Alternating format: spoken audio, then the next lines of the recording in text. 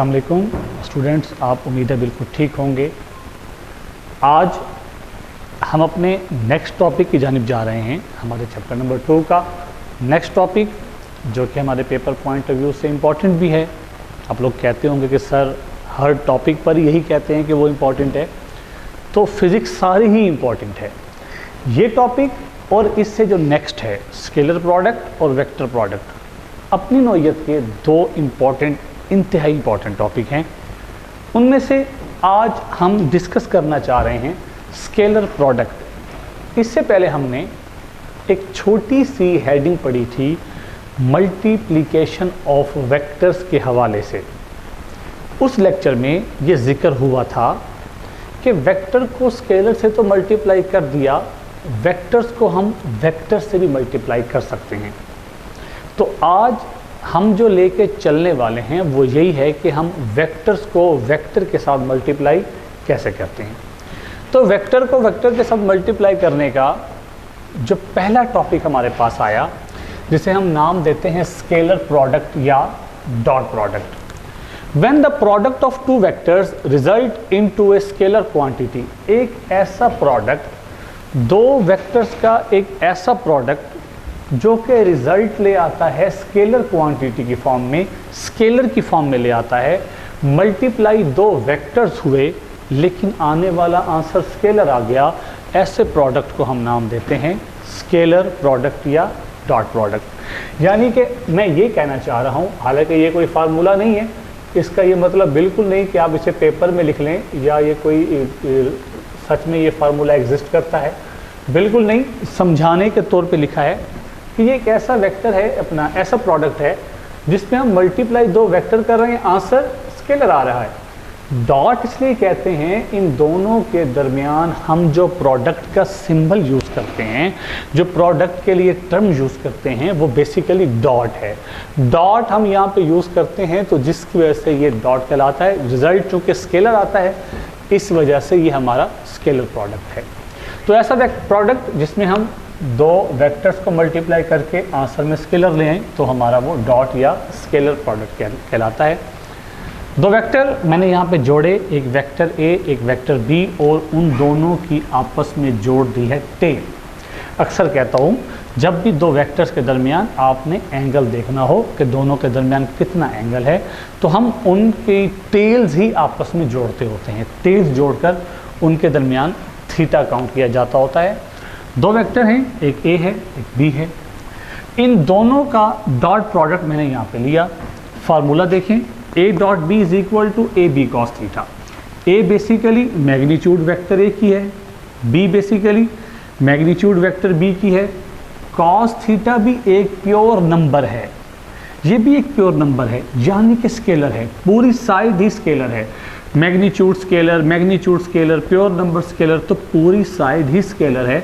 तो हमने मल्टीप्लाई दो वेक्टर किए, आंसर स्केलर आया। तो हमें ये चीज़ें हमारी फिज़िक्स की बुक में कहाँ मिलेंगी? ये कहीं एग्जिस्ट करती हैं बुक में? तो बिल्कुल हमारी बुक में बहुत सारी एग्जाम्पल हैं जो इस बात को शो करती हैं कि हम मल्टीप्लाई करते हैं वेक्टर्स को और हमारे पास जो आंसर आता है वो स्केलर आता है।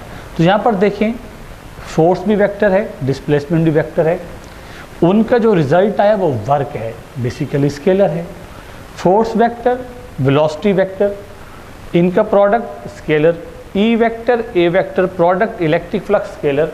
तो हम मल्टीप्लाई तो दो वेक्टर्स कर रहे हैं लेकिन आने वाला आंसर स्केलर आ रहा है। तो ऐसी बहुत सारी हमारे पास एग्जाम्पल्स और भी हैं फिज़िक्स में, जहाँ पर हम वेक्टर्स को जो है वो मल्टीप्लाई करते हैं और हमारे पास जो आंसर आता है वो स्केलर आता है। ये तो हमने एक तरह से इसकी मैथ पढ़ी है, इसकी मैथ देखी हमने इस टॉपिक की। थोड़ी सी हम इसकी फ़िज़िक्स देख लेते हैं, इसका एक फ़िज़िकल सिग्निफिकेंस देख लेते हैं कि फ़िज़िक्स क्या है इसकी। देखिए, दो वेक्टर मैंने आपके सामने ड्रॉ किए। एक हमारे पास वेक्टर ए है जो कि लाई कर रहा है ओ से पी तक, वेक्टर बी है लाई कर रहा है ओ से क्यू तक। मैंने उनकी टेल्स आपस में जोड़ी, जब उनकी टेल्स आपस में जोड़ी तो इसका मतलब उनके दरमियान बनने वाला जो एंगल थीटा है वो हमारे पास आ गया। बी के हमने बना लिए दो कंपोनेंट्स, बी से हमने जो एक प्रोजेक्शन ड्रॉ किया, जो हमने परपेंडिकुलर ड्रॉ किया, जो ये लाइन ड्रॉ की है इसने बी को दो कंपोनेंट्स में डिवाइड कर दिया। एक बी का ये कंपोनेंट बना, एक बी का ये कंपोनेंट बना। बी का जो ये वाला कंपोनेंट है ये in the direction of A है। B cos theta basically A vector की डायरेक्शन में है। The component of vector B along A, B का वो कंपोनेंट है जो ए के अलोंग है, जो ए की तरफ है। हमें यही कंपोनेंट चाहिए जो कि वेक्टर ए की डायरेक्शन में है। बी का वो कंपोनेंट जो वेक्टर ए की डायरेक्शन में है। क्या दिखा हमने, ए डॉट बी जो पहला वेक्टर है हमने उसकी मैग्नीट्यूड ले ली, magnitude of vector A. Dot के बाद जो बी है हमें इसका वो कंपोनेंट चाहिए जो ए के अलोंग है, जिसके हम जिस वेक्टर की हमने मैग्नीट्यूड ली थी, हमें दूसरे वेक्टर का वही कंपोनेंट चाहिए जो इसकी डायरेक्शन में है। क्या लिखा, कंपोनेंट ऑफ बी अलोंग ए, जो यहाँ पर आपके सामने बी कॉस थीटा है। ए की मैग्नीट्यूड ए आ गई, बी वेक्टर का कंपोनेंट ए के अलोंग बी कॉस थीटा है, तो वो दोनों मिलके बन गए ए बी कॉस थीटा। अगर हम इसकी बात करें तो यहाँ मैंने कंपोनेंट बी के नहीं बनाए, कंपोनेंट ए के बना दिए हैं। ए को दो कंपोनेंट्स में तोड़ दिया है और ए कॉस थीटा वो कंपोनेंट है ए का जो बी की डायरेक्शन में है। जैसे बी कॉस थीटा वो कंपोनेंट था जो ए की डायरेक्शन में था, ए कॉस थीटा वो कंपोनेंट है जो बी की डायरेक्शन में है। तो जिस तरह हमने इसको खोला, हम यहाँ पर वो बात कर लेते हैं कि हमारे पास है जी बी डॉट ए। पहले हमने क्या ले लिया, जो पहला वेक्टर था उसकी मैग्नीट्यूड लिख ली, मैग्नीट्यूड ऑफ वेक्टर बी। फिर हमने जो दूसरा वेक्टर लिया है इसका वो कंपोनेंट लेना है जो इसकी डायरेक्शन में हो। तो हमारे पास क्या था, ए कॉस थीटा, जो ए का वो कंपोनेंट था जो अलोंग बी था, हमने वो लिख लिया।